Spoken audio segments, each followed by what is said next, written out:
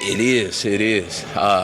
If not 4, then it's 5. So, I'm keeping the ball rolling. I mean, like that's when you do your first one, you're like, hey man, I've made it. Yep. 2 in a row, it's like, all right, man, these guys dig me. And then when you're up to like 4 in a row.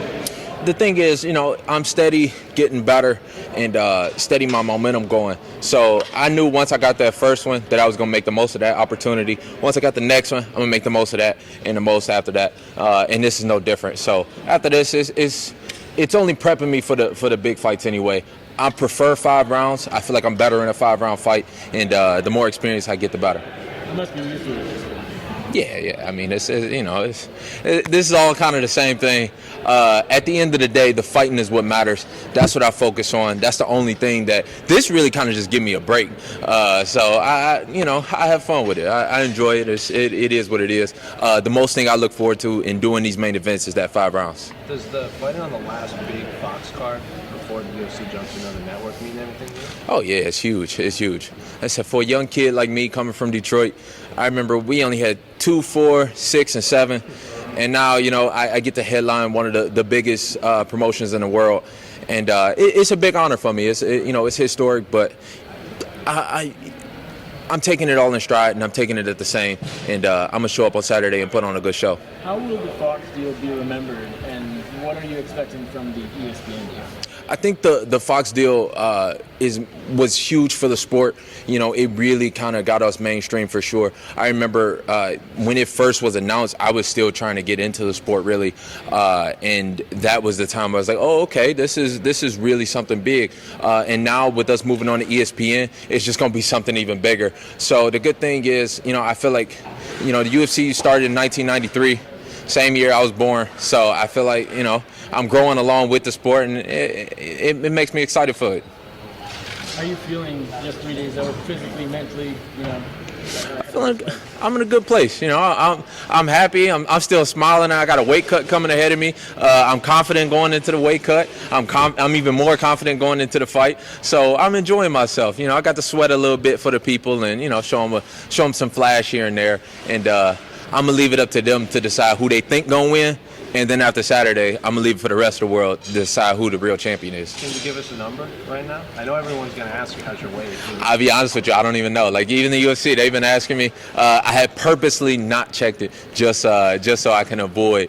Because like, if you ask me a question, I'm going to give you a straight-up answer. So I don't even know, to be honest with you. I'm very confident. From what you think you might be at, is it going better than usual, about the same? Yeah, I've hired a new nutritionist for this camp that works with George Lockhart, Tyler Mitten. He's been with me for over a week now and cooking every one of my meals and really staying by my side. And he's kind of been the one scheduling it, and he's doing everything. And he's been doing this for a long time with guys like Daniel Cormier and all these great champions that he's worked with. So I'm confident. It's going to be a breeze either way, but this makes it even easier. Do you almost regret not hiring Tyler sooner?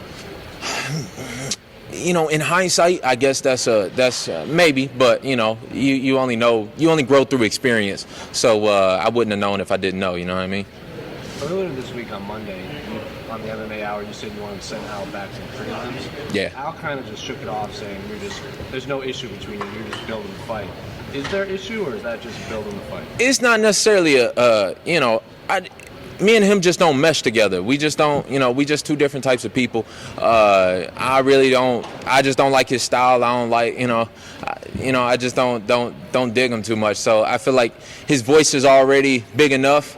The world needs no more Al Iaquintas. So I'm doing a good job of booting his ass up out of here. Seems to be on your side with trying to make people forget about Max jumping up to lightweight and kind of skipping the line. I feel like most fighters, if you ask them that, they all gonna say that. Just because, let's get back to the sporting aspect of this. That's what I want to see the UFC get to is, back to the competition, back to the real sport of it.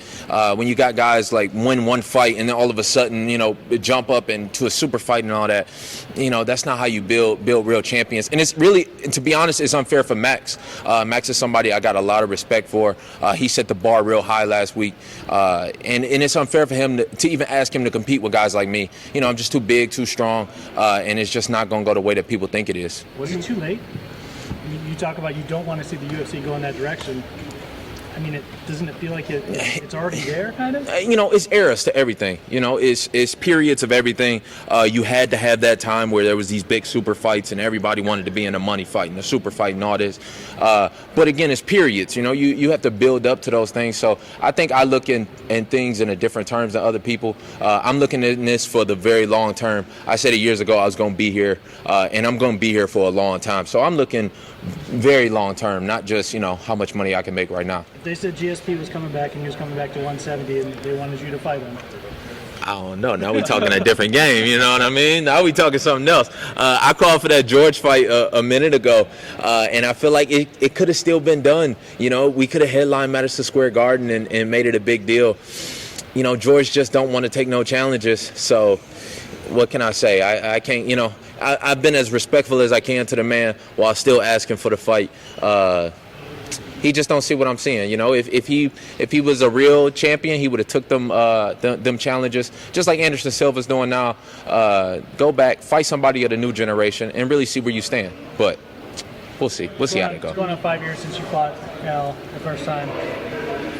Everything completely different now. You just throw the first one out.